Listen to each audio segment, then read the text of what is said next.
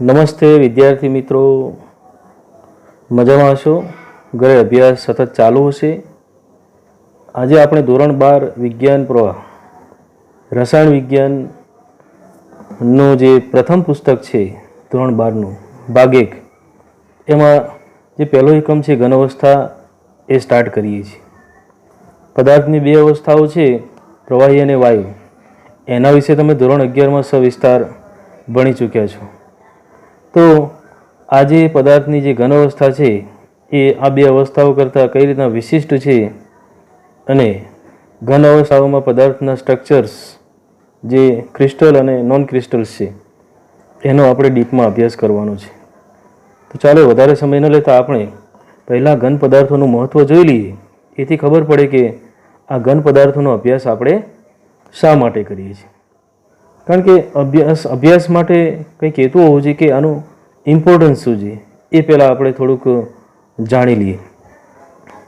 તો ખાસ કરીને ઘન પદાર્થોનો ઉપયોગ છે એ તમે જોઈ શકો છો કે નેનો ટ્યુબ છે, અતિવાહકો છે, ચુંબકીય પદાર્થો છે, બાયોડિગ્રેડેબલ પોલિમર્સ છે અને સર્જિકલ ઇમ્પ્લાન્ટ છે.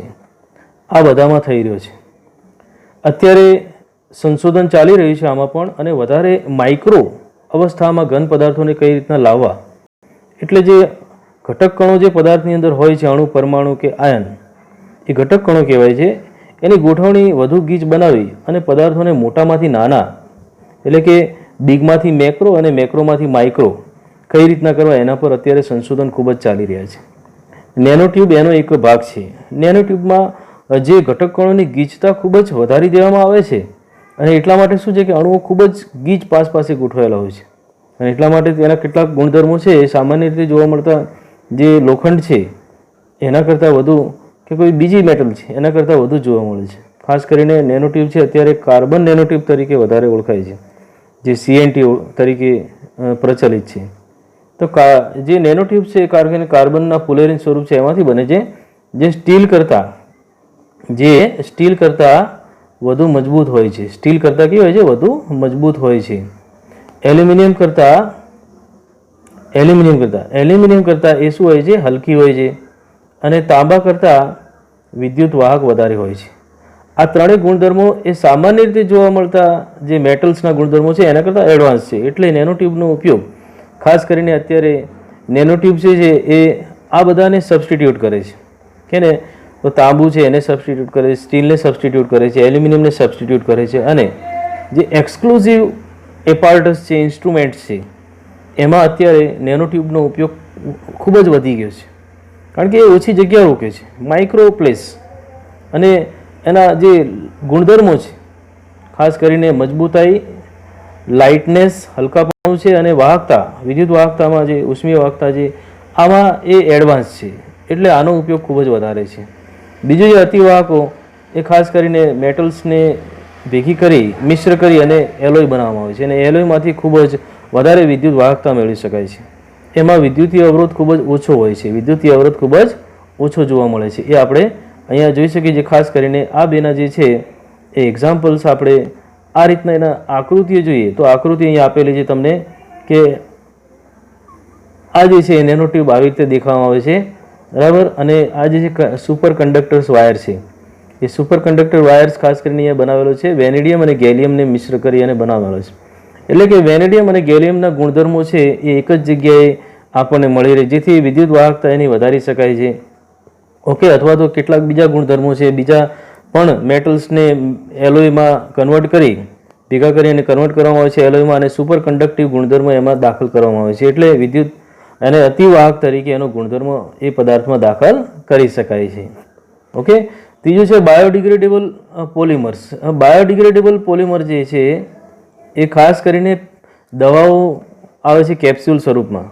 એ કેપ્સ્યુલ સ્વરૂપમાં આવતી દવાઓના ઉપર જે પેકિંગ છે, દવાઓ જે કેપ્સ્યુલમાં ભરી અને એના ઉપર પેકિંગ છે એ બાયોડિગ્રેડેબલ પોલિમર છે. એટલે એવી દવાઓ જે છે કેપ્સ્યુલ ગળવાથી આપણા શરીરમાં જે પેકિંગમાં બાયોડિગ્રેડેબલ પોલિમર્સનો પદાર્થ છે એ આપણા શરીરમાં આપણા જે જૈવ રાસાયણિક પદાર્થો છે એના દ્વારા એનું વિઘટન થઈ જાય છે. એટલે કે સરળતાથી વિઘટિત થઈ જાય છે, એ કોઈ જગ્યાએ જમા થતા નથી અને આપણા શરીરને પણ નુકસાન કરતા નથી.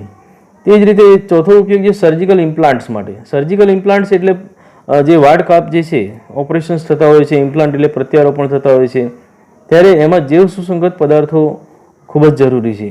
ઇન્ફેક્શન ના લાગે, આપણા શરીર સાથે સુસંગત ના થાય, આવી બધી મુશ્કેલીઓ અત્યારે ઓછી થઈ રહી છે. તો એવા પદાર્થો તરીકે પણ અત્યારે ઘન પદાર્થોનો ખૂબ જ ઉપયોગ છે. ખાસ કરીને આપણે જોઈએ ઉપયોગ તો અહીંયા દાંતના ચોકઠા જે છે, એ દાંતના ચોકઠામાં પણ અત્યારે ઘન પદાર્થોનો ઉપયોગ થાય છે. ની રિપ્લેસમેન્ટ એમાં પણ ઉપયોગ થાય છે. ઘૂંટણ ઘસાઈ જાય ત્યારે પ્લાસ્ટિકનું ઘૂંટણ નાખવામાં આવે છે. ખૂબ જ વધારે પ્રકારનું સારામાં સારું મટીરિયલ હોય છે ઘન પદાર્થનું.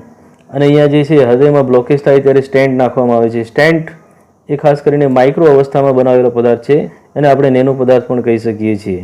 તો આ રીતના અહીંયા સર્જિકલ ઇમ્પ્લાન્ટ્સમાં પણ ઘન પદાર્થોનું મહત્ત્વ ક્યારેક ક્યારેક અહીંયા વધારે પડતું અત્યારે એડવાન્સ થઈ રહ્યું છે.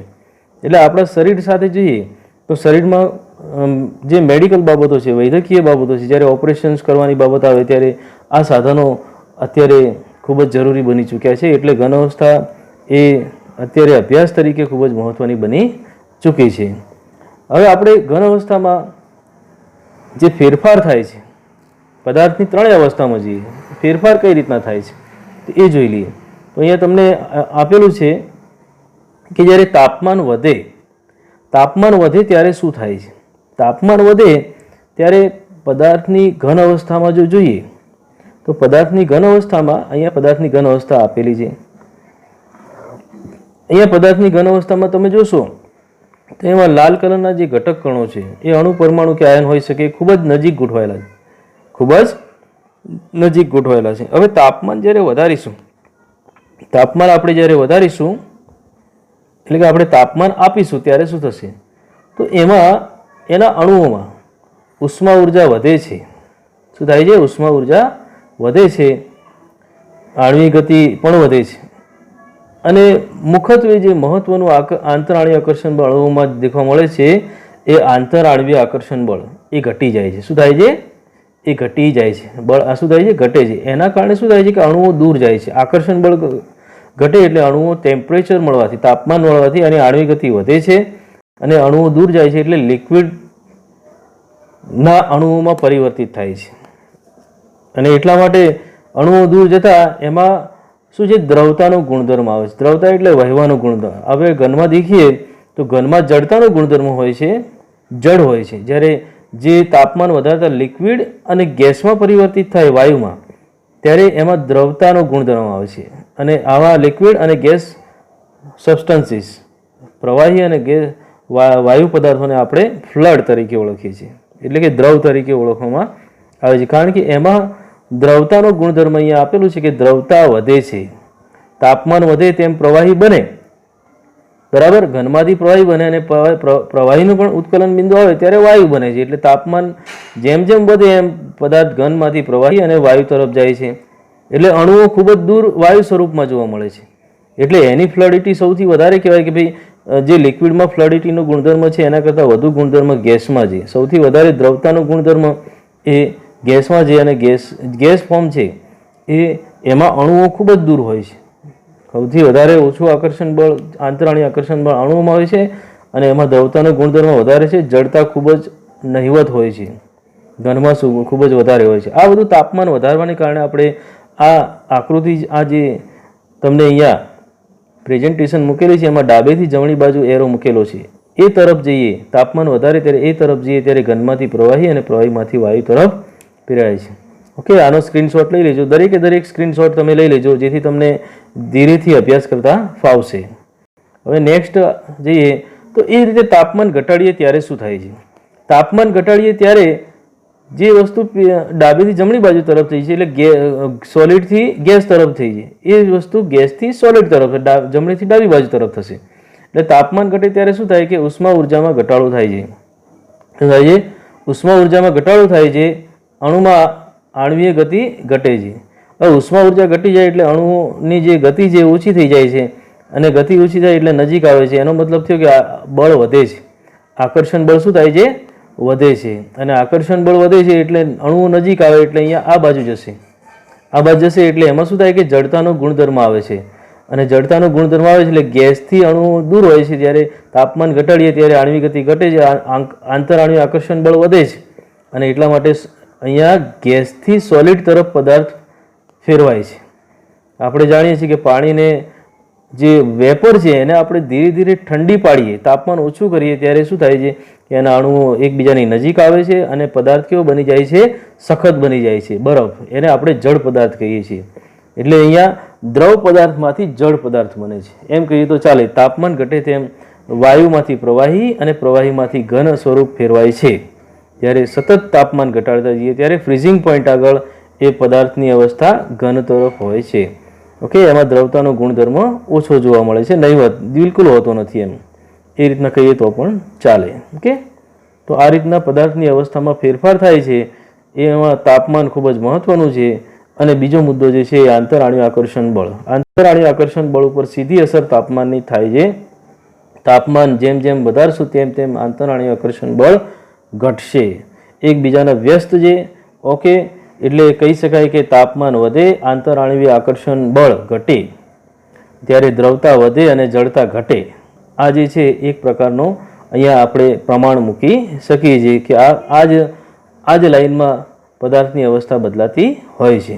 ઓકે, નેક્સ્ટ અહીંયા આપણે જોઈએ તો જડતા શું કહેવાય છે? પદાર્થમાં જો ઘન પદાર્થ જડ હોય છે તો એની વાત કરીએ તો એમાં જડતાનો ગુણધર્મ જો જોઈએ તો એની વ્યાખ્યા અહીંયા મૂકેલી છે કે ઘન પદાર્થોમાં ઘટક કણોના સ્થાન નિશ્ચિત હોય છે, પરંતુ તે તેમના સરેરાશ સ્થિતિ જે છે એ સરેરાશ સ્થિતિની આસપાસ દોલન કરતા હોય છે. હવે આ જે સ્થિતિ છે એમાં તમે કહી શકો કે અહીંયા એક અણુ મૂકેલો છે અને એની આજુબાજુ અહીંયા આ વાઇબ્રેટ થતા બે ભાગ મૂકેલા છે. આ અને આ જે છે એ જ્યારે આંદોલિત થાય છે ત્યારે તો એની સરેરાશ સ્થિતિ છે એ આ થશે વચ્ચેની. એટલે કે શું થાય છે કે અણુમાં જ્યારે જડતા હોય છે ત્યારે શું થાય છે કે આંતરાણ્વીય આકર્ષણ બળની અસર હેઠળ બે અણુઓ એકબીજા સાથે જકડાયેલા હોય છે. બે અણુઓ એકબીજા સાથે જકડાયેલા હોય, પરંતુ જે ઓસ્કિલેશન થતું હોય છે એ ઓસ્કિલેશનના કારણે અણુ કાં તો આમ એટલે બે દિશામાં થોડોક વાઇબ્રેટ થતો હોય છે. પરંતુ એ પોતાની એ બંને બાજુની સ્થિતિને આપણે સરેરાશ લઈ અને અણુની કોઈ એક એવી નિશ્ચિત સ્થિતિ નક્કી કરીએ છીએ, બરાબર. એની આસપાસ એ હંમેશા આંદોલિત થતો હોય છે અને એટલા માટે એ પોતાની સ્થિતિ જાળવી રાખે છે, સ્થિતિ છોડતો નથી. ઘન પદાર્થમાં આવું હોય છે. ઘન પદાર્થમાં આંતરાણ્વીય આકર્ષણ બળ ખૂબ જ વધારે હોય છે, એટલે બે અણુઓ એકબીજાની આકર્ષણમાં ખૂબ જ વધારે હોય છે, એટલે ગોઠવાયેલા તો નજીકમાં હોય જ છે. અણુઓ એકબીજાની નજીક તો ગોઠવાશે જ. ઓકે, અણુઓ એકબીજાની નજીક જ ગોઠવાશે એમ, અણુઓ એકબીજાની નજીક જ ગોઠવાશે, પણ એમાં પણ વાઇબ્રેશન હોય છે. એટલે કે આ આકર્ષણ બળના ઉપરાંત પણ એ લોકો દૂર જવાનો થોડોક પ્રયત્ન કરે એટલે વાઇબ્રેટ થતા હોય. શું થતા? વાઇબ્રેટ થતા હોય છે. અને વાઇબ્રેશનના કારણે એ એની સ્થિતિ સહેજ છોડતા હોય છે, પરંતુ એ એની સરેરાશ સ્થિતિ છોડતા નથી. આ સ્થિતિને પદાર્થની જડતા કહેવામાં આવે છે. ઓકે, અને દ્રવતા એ ઘન પદાર્થમાં હોતી નથી. દ્રવતા એટલે શું છે? વહનશીલતાનો ગુણધર્મ. એમાં અણુઓ જે છે એ જડ હોતા નથી, પણ એ મુક્ત રીતે ફરવા લાયક હોય છે. એટલે એમાં આંતરાણ્વીય આકર્ષણ બળ ઓછું હોય છે. એટલે ખાસ કરીને પ્રવાહી અને વાયુ એ દ્રવ પદાર્થો કહેવાય છે અને એમાં દ્રવતાનો ગુણધર્મ જોવા મળે છે. તો એની ડેફિનેશન પણ અહીંયા તમે નોંધી લેજો. ઓકે, હવે જોઈએ કે આ પદાર્થના જે ત્રણ સ્વરૂપોની વાત કરી, ઘન, પ્રવાહી અને વાયુ. તો આ ત્રણેયમાં ઘન, પ્રવાહી અને વાયુ, તો એની લાક્ષણિકતાઓ શું છે? એની લાક્ષણિકતાઓ વિશે આપણે અભ્યાસ કરી લઈએ કે એમાં અહીંયા નીચે આપેલી છે આ બધી લાક્ષણિકતાઓ છે: દળ, કદ, આકાર, દ્રવતા, જડતા, આંતરાણ્વીય આકર્ષણ બળ, આણ્વિક ગતિ અને સંકોચનીયતા. એ ત્રણેય અવસ્થાઓમાં એમાં શું ફેરફાર થાય છે એ નોંધેલું છે.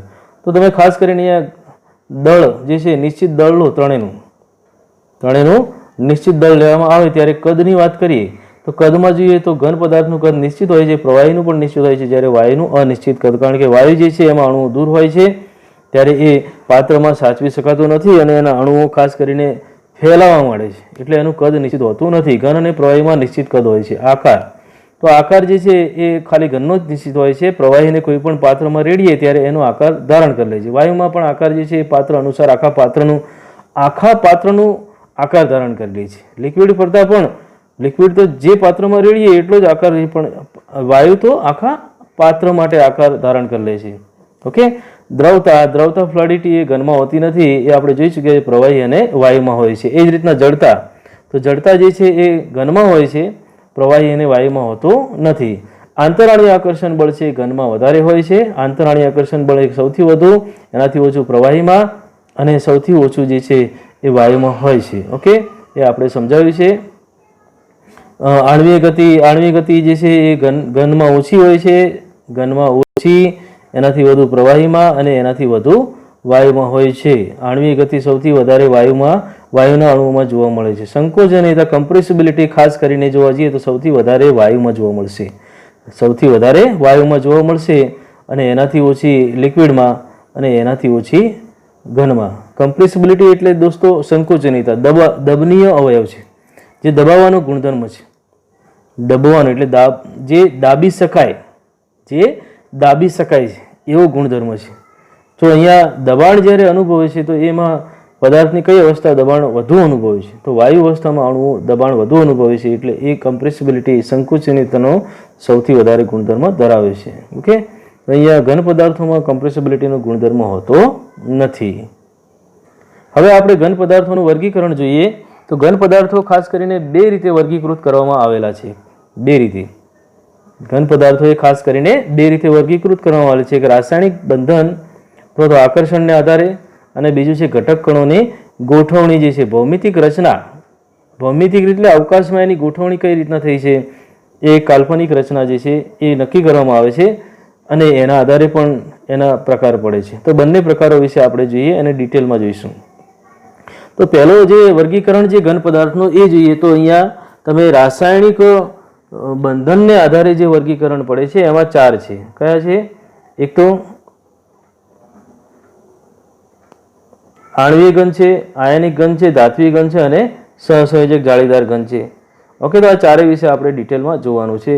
આ જે છે એ ખાસ કરીને રાસાયણિક બંધન, જે બંધ કયો બનેલો છે અથવા તો આકર્ષણ કયું છે ઘટક કણોમાં. ઘટક કણો તરીકે ખાસ કરી અણુ, પરમાણુ કે આયન લઈએ છીએ ત્યારે એમાં આકર્ષણ અથવા તો રાસાયણિક બંધન હોય એના આધારે એના વર્ગીકરણ પડતા હોય છે. તો મિત્રો, અહીં રાસાયણિક બંધનને આધારે અથવા તો આકર્ષણ બળને આધારે તમને ઘનના પ્રકાર આપેલા છે. એમાં એક તો આણ્વીય ઘન છે, બીજું આયનિક ઘન છે, ત્રીજું ધાત્વિક ઘન છે અને ચોથું સહસંયોજક પ્રકારનું ઘન છે. આમાં આપણે કયા કયા મુદ્દાઓનો અભ્યાસ કરવાનો છે તેમાં ઘટક કણ જે કયા કયા હોય છે, ઘટક કણ, આકર્ષણ બળ કયું છે, ઉદાહરણ કયા છે, એના પદાર્થો ભૌતિક સ્વભાવ, ગલન બિંદુ અને વિદ્યુત વાહકતા વિશેના પ્રશ્નો પૂછી શકાય છે. આણ્વીય ઘનમાં વાત કરીએ તો એમાં બિનધ્રુવીય, ધ્રુવીય અને હાઇડ્રોજન બંધ ધરાવતા પદાર્થો છે. મિત્રો, આણ્વીય ઘનમાં દરેકે દરેક ઘટક કણ જે સંકળાયેલા છે, એટલે કે પદાર્થમાં રહેલા દરેકે દરેક ઘટક કણો જે અણુઓ હોય છે અને અણુ વચ્ચેનું આકર્ષણ બળ હોય છે, એ આકર્ષણ બળ બિનધ્રુવીય, ધ્રુવીય અને હાઇડ્રોજન બંધમાં અલગ અલગ પ્રકારનું છે, જે તમે જોઈ શકો છો. ઓકે, તો બિનધ્રુવીયની વાત કરીએ તો ખાસ કરીને અણુઓ જે છે એ સંકળાયેલા હોય છે ઘટક કણ તરીકે અને વિક્ષેપણ બળ તરીકે લંડન બળ, જે બેઝિક વાંડવળ આકર્ષણ બળ કહેવાય છે, એ જોવા મળે છે. ખાસ કરીને સમકેન્દ્રીય પ્રકારના પદાર્થો, દાખલા તરીકે એઆર નો પરમાણુ જે નિષ્ક્રિય એઆર સાથે જોડાઈને બનાવે છે, H2, CO2 અને CCl4, આ પદાર્થો જે છે એ બિનધ્રુવીય પ્રકારના ઘન કહેવાય છે. સ્વભાવે મૃદુ અને ઘણા નીચા ગલન બિંદુ અને વિદ્યુત અવાહક હોય છે. ધ્રુવીયમાં વાત કરીએ તો ખાસ કરીને અણુઓ સંકળાયેલા હોય છે અને ધ્રુવીય એટલે કે આંશિક ધન અને આંશિક ઋણ પરમાણુઓ જોડાઈ અને ધ્રુવીયતા ઉત્પન્ન કરતા HCl, SO2 અને NH3 વગેરે પદાર્થો આ પ્રકારના ઘન કહેવાય છે, એટલે કે ધ્રુવીય ઘન કહેવાય છે. એમાં ભૌતિક સ્વભાવ મૃદુ અને ગલન બિંદુ નીચા હોય છે, સ્વભાવે અવાહક હોય છે. નેક્સ્ટ જોઈએ આપણે તો નેક્સ્ટ હાઇડ્રોજન બંધ છે. હાઇડ્રોજન બંધ ધરાવતા પદાર્થોમાં અણુઓ સંકળાયેલા હોય છે. એમાં અણુ એવા હોય છે કે જેમાં એક પરમાણુ તરીકે ઇલેક્ટ્રો પોઝિટિવ હાઇડ્રોજન હોય છે અને બીજો ઇલેક્ટ્રો નેગેટિવ હોય છે. અહીંયા જોઈએ કે electro positive hydrogen electro negative oxygen સાથે જોડાઈ અને પાણીનું ઘન સ્વરૂપ બરફ બનાવે છે. તો એ અહીંયા હાઇડ્રોજન બંધનું ઉદાહરણ છે. ઓકે, એ ઘન જે સખત હોય છે, બાકી બિનધ્રુવીય અને ધ્રુવીય કરતાં સખત હોય છે. સ્વભાવે સખત અને ગલન બિંદુ નીચા હોય છે. ગલન બિંદુ ખૂબ જ નીચા અને વિદ્યુત વાહક તરીકે જોઈએ તો વિદ્યુત અવાહક હોય છે. વિદ્યુત કેવા હોય છે? અવાહક હોય છે. આમે આણ્વીય પ્રકારના ઘન છે એ ત્રણ વિદ્યુતીય અવાહક જોવા મળે છે. આયનિક ઘનની વાત કરીએ તો આયનિક ઘનમાં ખાસ કરીને આયનો સંકળાયેલા છે. ઓકે, એમાં NaCl, MgO, ZnS અને CaF2 જોડાયેલા છે અને એમાં આકર્ષણ બળમાં સ્થિર વિદ્યુતીય આકર્ષણ બળ હોય છે. કુલંબિક આકર્ષણ બળ એમાં એક ઇલેક્ટ્રોન આપે છે અને બીજો ઇલેક્ટ્રોન લે છે. એટલે વિદ્યુતીય ધન પરમાણુ છે ઇલેક્ટ્રોન આપી અને વિદ્યુતીય ઋણ ઇલેક્ટ્રોન સ્વીકારે છે. સંપૂર્ણ રીતે સ્વીકૃતિ અહીંયા ઇલેક્ટ્રોનની આપલે જોવા મળતી હોય છે. આયનિક બંધ વિશે ધોરણ 11માં આપણે વિશિષ્ટ રીતે ભણી ગયા છીએ અને એમાંથી બનતા ઘન પદાર્થોને આપણે અહીં આયનિક પ્રકારના ઘન કહીએ છીએ. સ્વભાવે સખત હોય છે પણ બરડ હોય છે, જલ્દી તૂટી જાય એવા પદાર્થો તરીકે જોવા મળે છે. ગલનબિંદુ આણ્વિક ઘન કરતાં અહીં આયનિક ઘનમાં ઊંચા જોવા મળે છે.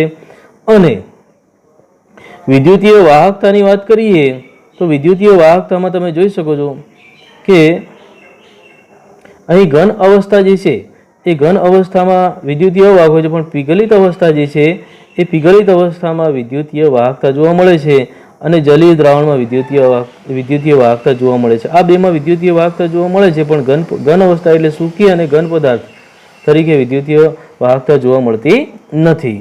ઓકે, ધાત્વિય ઘનની વાત કરીએ તો ધાત્વિય ઘન જે છે એમાં જે ઘટક કણો છે, ઘટક કણો એ ધન આયન અને એની સાથે સમુદ્ર તરીકે જોડાયેલા બિનસ્થાનીકૃત ઇલેક્ટ્રોન હોય છે અને આ રીતે બંને એકબીજાના આકર્ષણમાં રહી અને ધાત્વિય બંધ બનાવતા હોય છે. આપણે ધાત્વિય બંધની સમજ મેળવીએ તો આ રીતે એની ગોઠવણી હોય છે, જેમાં જે પરમાણુ કર્નલ જે છે એ કેન્દ્ર સાથેનો ઇલેક્ટ્રોન કેન્દ્ર સાથેનો ધન ભાગ છે, કેન્દ્ર સાથેનો ધન ભાગ છે.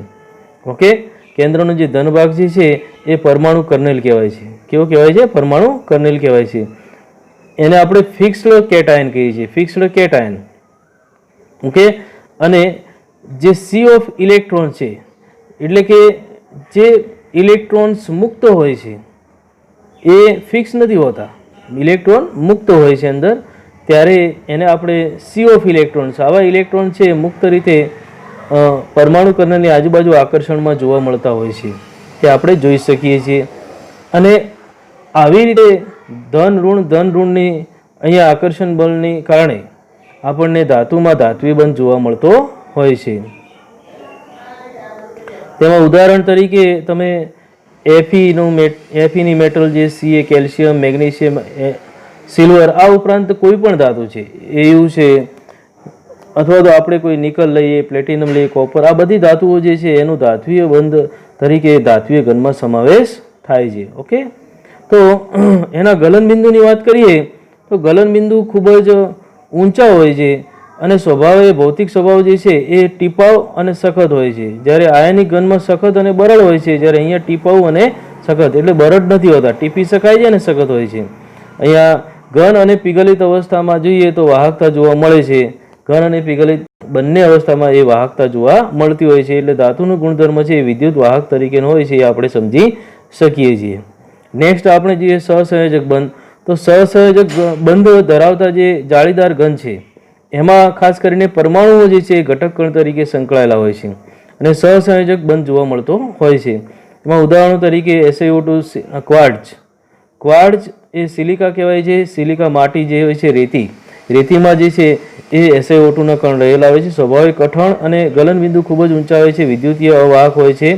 કાર્બોરેન્ડમ SiC ખાસ કરીને એમરી પથ્થર તરીકે ઓળખાય છે, કાર્બોરેન્ડમ.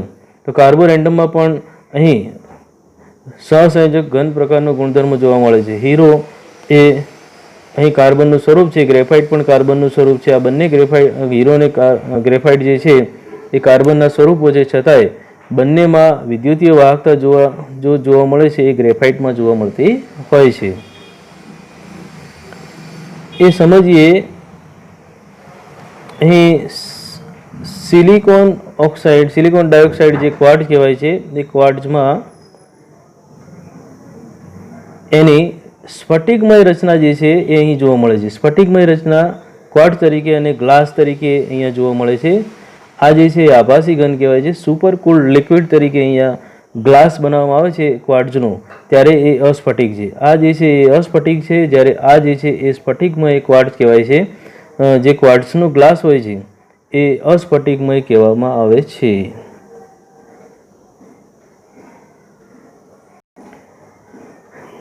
આ ઉપરાંત ગ્રેફાઇટ અને હીરાની રચના જો જોવામાં આવે તો ગ્રેફાઇટ અને હીરાની રચનામાં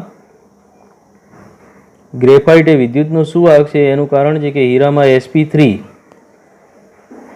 sp3 સંકરણ જોવા મળે છે, જ્યારે ગ્રેફાઇટમાં sp2 સંકરણ છે, sp2 હોય છે અને એના કારણે આ પ્રકારની વિદ્યુતીય સુવાહકતા ગ્રેફાઇટમાં જોવા મળે છે. એમાં આ જે લાઇન દર્શાવેલી છે ડોટેડ લાઇન્સ, એ ડોટેડ લાઇન્સ ચોથો જે sp2 પ્રકારની સંકરણમાં જે એક પી કક્ષક જે બાકી રહી જાય છે એમાં રહેલો ઇલેક્ટ્રોન એ બીજા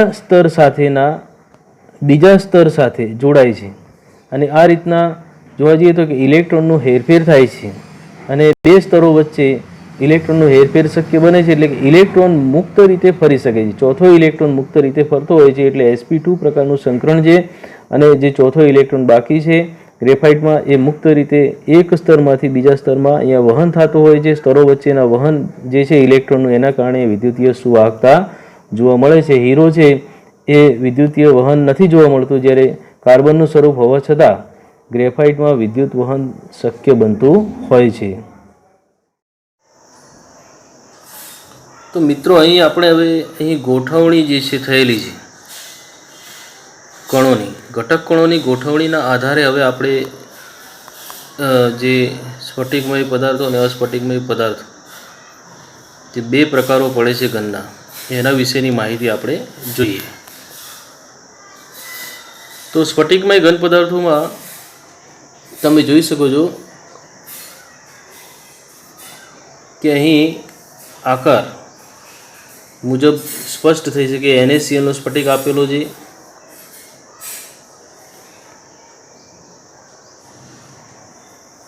NaCl, KCl આ સ્ફટિકો આપેલા છે. એના પરથી કેટલાક મુદ્દાઓ સ્પષ્ટ થાય છે. જાળીદાર રચના ધરાવે છે, બંને નિયમિત ગોઠવણી છે, તમે જોઈ શકો છો. NaClમાં અને KClમાં જે બિંદુઓની ગોઠવણી છે, નાનો બિંદુ જે NaClમાં છે લાલ કલરનો Na+ છે અને મોટો બિંદુ જે છે ઘટક કણ કહેવાય છે NaCl- છે. KClમાં પણ એ રીતના ગોઠવણી થયેલી છે. તો એમાં આકાર નિયમિત છે, જાળીદાર રચના છે અને ત્રિપરિમાણીય અવકાશમાં ગોઠવણી નિયમિત જોવા મળે છે. તો આ સ્ફટિકના કેટલાક ગુણધર્મો છે. દ્રઢ અને અદબનીય હોય છે. અસ્ફટિક પણ દ્રઢ અને અદબનીય હોય છે, પણ એમાં ગોઠવણી જે છે એ ક્લિયર હોતી નથી, અસ્તવ્યસ્ત હોય છે. ગલનબિંદુ પણ સ્ફટિકમાં ચોક્કસ રીતે જોવા મળતા હોય છે. અસ્ફટિકની વાત કરીએ તો અસ્ફટિકમાં એના ગુણધર્મોની વાત કરીએ તો આપણે વાત કરી કે સ્ફટિકમાં નિયમિત ગોઠવણી હોય છે, ત્યારે આ કાચ, ટાયર અને પ્લાસ્ટિક જે છે એમાં અનિયમિત ઘટક કણોની ગોઠવણી હોય છે. અદબનીય અને દ્રઢ તો હોય છે, પણ આકાર કંઈ સ્પષ્ટ હોતા નથી. ગલનબિંદુ પણ કંઈ ચોક્કસ હોતા નથી. એટલા માટે એને અસ્ફટિક તરીકે એના ગુણધર્મો અહીંયા આપેલા છે, એ મુજબ એને અસ્ફટિક તરીકે ઓળખવામાં આવે છે. અહીં તફાવતના મુદ્દાઓ જે આપેલા છે એના આધારે, તફાવતના મુદ્દા તમને આપેલા છે એના આધારે સ્ફટિકમય અને અસ્ફટિકમય પદાર્થો જે છે, સ્ફટિકમય અને અસ્ફટિકમય પદાર્થો છે એના તફાવતના મુદ્દાઓને આધારે આપણે બે પદાર્થોને અલગ પાડીશું. તો એના ગુણધર્મોની વાત કરીએ તો આકાર, ગલનબિંદુ, ગલન એન્થાલ્પી, ચિરાડ, સ્વભાવ, ઘટકકણની ગોઠવણી, તાપમાનની અસર અને ગુણધર્મો. ગુણધર્મોમાં ખાસ કરીને વિદ્યુત વાહકતા, ઉષ્મીય વાહકતા, યાંત્રિક સામર્થ્ય અને વક્રીભવનાંક, આના ગુણધર્મો જે છે એમાં બંને પદાર્થો કઈ રીતના અલગ પડે છે એનો તફાવત અહીંયા સમજાવેલો છે. આકારમાં ખાસ કરીને NaCl નો આકાર હમણાં આપણે આકૃતિમાં જોઈ ગયા તો એકદમ ચોક્કસ છે. તો સ્ફટિકમય ઘન પદાર્થો આકારની દ્રષ્ટિએ ચોક્કસ હોય છે, જ્યારે અસ્ફટિકમય જે છે એ આકારની દ્રષ્ટિએ ચોક્કસ હોતા નથી, અનિયમિત હોય છે. ગલનબિંદુની વાત કરીએ, બીજો પોઈન્ટ છે ગલનબિંદુ. તો ગલનબિંદુમાં સ્ફટિકમય ઘન પદાર્થોના ગલનબિંદુ ચોક્કસ હોય છે, જ્યારે એને પીગાળીએ છીએ ત્યારે એ ચોક્કસ પીગળે છે. દાખલા તરીકે ખાંડ જે છે એ કોઈ ચોક્કસ તાપમાને પીગળતી હોય છે. ઓકે, તો ક્વાર્ડ જે છે એ પણ, ક્વાર્ડ જે SiO2 જે સિલિકાનું સ્વરૂપ છે, SiO2 રેતીમાંથી મળે છે, એ પણ કોઈ ચોક્કસ તાપમાને પીગળતી હોય છે. જ્યારે અસ્ફટિકમય પદાર્થ જે છે, દાખલા તરીકે ટાયર છે, ટાયર, રબર, પ્લાસ્ટિક, કાચ, આ બધાના પીગળવાના તાપમાન જે કોઈ ચોક્કસ હોતા નથી. કારણ કે કોઈ એક તાપમાને પીગળતા નથી, એ ધીરે ધીરે પીગળે છે. કારણ કે એમાં ગોઠવણી જે ઘટક કણોની અસ્તવ્યસ્ત થયેલી હોય છે, એટલે એમાં કોઈ પીગલનનું કોઈ તાપમાન નક્કી હોતું નથી. કોઈ એક ગાળો મળે છે જેમાં એ પીગળે છે, ધીરે ધીરે પીગળતા હોય છે. ત્રીજો પોઈન્ટ ગલન એન્થાલ્પી. ગલન બિંદુ જેવું જ છે કે ગલન એન્થાલ્પી જે ગલન માટે જરૂરી છે એ સ્ફટિક માટે ચોક્કસ હોય છે, જ્યારે અસ્ફટિક માટે ચોક્કસ હોતી નથી. ચોથો પોઈન્ટ બીજો કે ચિરાડ. ચિરાડ એટલે આપણે જ્યારે કાપીએ છીએ સ્ફટિકને ત્યારે જે કાપેલો ભાગ છે એ ખરબચડો નથી હોતો, એ મૂળ સપાટી જેવો જ હોય છે. જે ભાગ કાપીએ છીએ એ ભાગના મૂળ ભાગ જેવો જ જોવા મળે છે. ઓકે, તો એ સ્ફટિક જે છે એ ખાંડ જે છે એના દરેક સ્ફટિકની વાત કરીએ તો એ મોટો ટુકડો લઈએ કે નાના નાના ખાંડના ટુકડાઓ લઈએ, એમાં સપાટી એક સરખી જોવા મળે છે. જ્યારે રબરને કાપીએ ત્યારે કાપેલો ભાગ ખરબચડો હોય છે, જ્યારે ઓરિજિનલ ભાગ લીસો હોય છે. ત્યારે આપણે સમજી શકીએ છીએ કે જ્યારે ચિરાડ કરીએ છીએ ત્યારે સ્ફટિકમાં એની સપાટી બદલાતી નથી, જ્યારે અસ્ફટિકની સપાટી કાપ્યા બાદ બદલાઈ જાય છે. નેક્સ્ટ સ્વભાવ જોઈએ તો સ્વભાવમાં પાંચમો મુદ્દો છે સ્વભાવ. સ્વભાવ જે છે એ ખાસ કરીને સ્ફટિકમાં સાચા ઘન હોય છે, ઓરિજિનલ ઘન હોય છે, કારણ કે એક પ્રકારની ચોક્કસ પ્રકારની રચના ધરાવે છે. જ્યારે અસ્ફટિકમય જે છે એ આભાસી અથવા તો અતિશય ઠંડા કરેલા પ્રવાહી છે. આ મુદ્દાને આપણે થોડુંક સમજીએ કઈ રીતના આવું જોવા મળે છે. તો અહીં તમને ક્વાર્ટઝ સ્ફટિક અને ક્વાર્ટઝ કાચ આપેલા છે. ક્વાર્ટઝ સ્ફટિક એ ઘન પદાર્થનું સાચું ઘન છે, સાચું સ્વરૂપ છે, જ્યારે ક્વાર્ટઝ કાચ એ SiO2 ક્વાર્ટઝ સ્ફટિક છે એને ગરમ કરી પીગાળી અને ઠંડુ પાડેલું લિક્વિડ છે.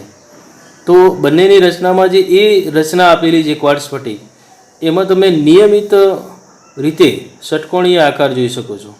જ્યારે ક્વાર્ટઝ ડી ભાગ આપેલો છે, એ બી ભાગમાં તમે ક્યાંક ક્યાંક જોશો તો અનિયમિત રચના આપેલી છે, ષટકોણીય આકાર બધે આપેલો નથી, જે સમજાવે છે કે ક્વાર્ટઝ કાચ એ આભાસી ઘન છે. ઘન છે પણ એમાં સુપર કુલ્ડ લિક્વિડ, અતિશય ઠંડુ કરેલું પ્રવાહી છે, સાચા ઘનમાંથી બનાવેલો આભાસી ઘન કહેવાય છે. તો અહીંયા તમે જોઈ શકો છો કે સાચો ઘન કોને કહેવાય અને આભાસી ઘન કોને કહેવાય છે. નેક્સ્ટ મુદ્દો, છઠ્ઠો મુદ્દો છે ઘટક કણોની ગોઠવણી. ઘટક કણોની ગોઠવણી મિત્રો અહીં સાચા ઘનમાં બહુ લાંબા ગાળા સુધી જોવા મળે છે, એટલે કે ત્રિપરિમાણીય રીતે બહુ નિયમિત રીતે ગોઠવાયેલી હોય છે. જેમ આપણે જે માચીસ હોય છે એને એક ઉપર એક ગોઠવીએ, પછી પાછળની લાઈન કરીએ, એવી રીતે પછી એના પાછળ કરીએ, એવી રીતે એક સરખી લાઈન થાય છે. એવી રીતે સ્ફટિકમાં પણ એવું જોવા મળે છે. NaClના સ્ફટિકમાં જોઈએ તો એક બોક્સ, બીજું બોક્સ, ત્રીજું બોક્સ, એના ઉપર બીજું બોક્સ, એના પાછળ બીજું બોક્સ, તો એવી રીતે ત્રિપરિમાણીય રીતે આપણને રચના જોવા મળતી હોય છે. તમે અહીંયા જોઈ શકો છો NaClનો સ્ફટિક છે, સીઝિયમ ક્લોરાઇડનો સ્ફટિક છે, ZnSનો અને ટિટેનિયમ ઓક્સાઇડનો સ્ફટિક છે. તો આ જે ચારે ચાર સ્ફટિકમાં જોઈએ તો એક NaClનું ઉદાહરણ લઈએ તો કે NaClમાં જોશું તો એની રચનામાં આગળ પાછળ નીચે ઉપર એક જેવી રચના જોવા મળે છે. તો આ જે ગોઠવણી છે લાંબા ક્રમ સુધી જળવાય છે. ઓકે, તો દરેક સ્ફટિકમાં આવી ગોઠવણી જે છે એ લાંબા ક્રમ સુધી જળવાતી હોય છે. અસ્ફટિકમાં આ ઘટક કણોની ગોઠવણીનો ક્રમ લાંબા ગાળા સુધી જળવાતો નથી, ટૂંકા ગાળામાં જ અસ્તવ્યસ્ત રીતે ગોઠવણી જોવા મળતી હોય છે.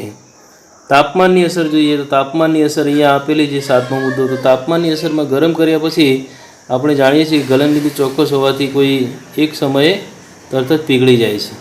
ત્યારે એનો તાપમાન વિરુદ્ધ સમયનો ગ્રાફ દોરીએ તો આપણને કોઈ વક્ર મળતો નથી સ્ફટિકમાં.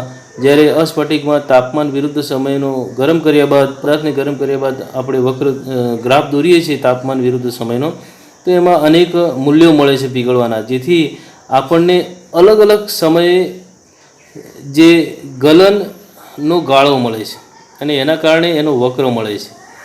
ગલનનો એટલે પીગલનનો ગાળો બહુ મોટો હોય છે. એટલે દાખલા તરીકે રબરને ગરમ કરીએ તો લુદ્દી જેવું બની જાય છે, પ્લાસ્ટિકને ગરમ કરીએ તો લુદ્દી જેવું બની જાય છે. ત્યારે અસ્પષ્ટ કહેવાય, એ કોઈ ગલન ચોક્કસ કહેવાય નહીં. એટલા માટે એનો ગલન માટેનો એક ગાળો મળે છે અને એના કારણે તાપમાન વિરુદ્ધ સમયનો જો ગ્રાફ દોરવામાં આવે તો એમાં કોઈ એક ચોક્કસ ગાળો મળતો હોય છે. એ ગાળામાં પીગળે છે. કોઈ ચોક્કસ ગાળો એટલે ગાળો હોય છે, કોઈ એક ચોક્કસ ગલન બિંદુ હોતું નથી, એમ એવું કહેવાનો મતલબ છે. અહીંયા નેક્સ્ટ મુદ્દાની ચર્ચા કરીએ, આઠમા મુદ્દાની. તો આઠમો મુદ્દો છે ગુણધર્મો. તો ગુણધર્મોમાં ખાસ કરીને વિદ્યુત વાહકતા, ઉષ્મી વાહકતા, યાંત્રિક સામર્થ્ય અને વક્રી ભવનાંક, આ બધા મુદ્દાઓ જે છે એના સંદર્ભમાં જો જોઈએ તો સ્ફટિક જે છે એ ખાસ કરીને ગુણધર્મોના મુદ્દામાં 8મો મુદ્દો છે, એમાં આ બધા જ ગુણધર્મોમાં એમાં વિષમ દેશિકતા સ્ફટિકમાં જોવા મળતી હોય છે. એ વિષમ દેશ તો સ્ફટિકના વિષમ દેશિકતાનો મુદ્દો સમજાવવા માટેની અહીંયા આકૃતિ આપેલી છે. અહીંયા 4 ગુણધર્મો A, B, C અને D આપેલા છે. તો અહીંયા એની જે દિશા છે એના કરતાં ડીની દિશા અલગ છે, એટલે કે એ તરીકે વક્રી ભવનાંક લઈએ, બી તરીકે અહીંયા આપણે બીજું કોઈ યાંત્રિક સામર્થ્ય લઈએ, સી તરીકે અહીંયા વિદ્યુત વહન લઈએ, ડી તરીકે ઉષ્મીય વાહકતા લઈએ. તો દરેકના અહીંયા જો એક જ દિશામાં વહન કે જે બીજી દિશામાં અહીંયા જોવા મળતું નથી, એનું વહન સીધી લીટીમાં જ છે. જે જોઈ શકાય છે કે સીધી લાઇનમાં અહીંયા વહન ચાલે છે, એકનું વહન એક દિશામાં છે તો બીજી વહન બીજી દિશામાં છે. એટલે એક ગુણધર્મ એક દિશામાં, બીજો ગુણધર્મ બીજી દિશામાં. એટલે અહીંયા ગુણધર્મોની વિષમ દેશિકતા જોવા મળે છે. સ્ફટિકમાં ગુણધર્મોની વિષમ દેશિકતા સમજી શકાય છે. જ્યારે અસ્ફટિકમાં આવી કોઈ વિષમ દેશિકતા જોવા મળતી નથી. અસ્તવ્યસ્ત ગોઠવણી હોવાને કારણે કોઈ એક ગુણધર્મ બધી દિશામાં સરખો જોવા મળે છે. એક દિશામાં વિદ્યુત વાહકતા હોય તો બીજી દિશામાં જોવા મળે, ત્રીજી દિશામાં મળે. એટલે કોઈ એક ડિરેક્શન નક્કી હોતી નથી. દરેક ગુણધર્મ અસ્તવ્યસ્ત રીતે ચારે બાજુ ફેલાયેલો જોવા મળે છે. એટલે એમાં એની સમદેશિકતા કહેવાય. ઉષ્મીય વાહકતા, વિદ્યુત વાહકતા, યાંત્રિક સામર્થ્ય અને વક્રી ભવનાંક જેવા જે ગુણધર્મો છે એ બધા જ ગુણધર્મો છે એ સ્ફટિકના ગુણધર્મોમાં આપણે એની વિષમ દેશિકતા સમજીશું. અને જ્યારે અસ્ફટિકની વાત કરીએ તો એમાં સમદેશિકતા સમજવામાં આવે છે. તો આ રીતના અહીંયા તફાવતના મુદ્દાઓ પણ તમારે પરીક્ષામાં પૂછાઈ શકે છે, જે તમારા માટે ખૂબ જ મહત્ત્વના છે. મિત્રો, જો આ લેક્ચર તમને ગમ્યો હોય તો આપ મારી ચેનલને લાઇક, સબસ્ક્રાઈબ અને શેર કરજો. નેક્સ્ટ લેક્ચરમાં આપણે સ્ફટિક અને અસ્ફટિકમાં, ખાસ કરીને સ્ફટિકમાં લેટાઇસ અને એકમ કુશના પ્રકારો વિશેનો અભ્યાસ કરીશું.